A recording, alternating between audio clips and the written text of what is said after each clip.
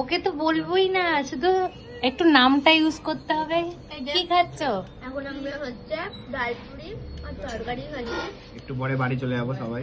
সবাই তাড়াহুড়া করে খেয়েছে, রিউনিয়ন হয়ে গেল। সাথে দেখা করে বেরিয়ে যাবো। আমাদের কাজ হাট।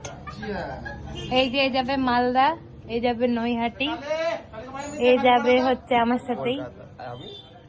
তুই যা, কোথায় যাবি জানি না। কলকাতা। আর আমি বাড়ি যাবো। একটু পরে তোমাদেরকে আমি রচনার বিদায় দেখাবো। হ্যাঁ।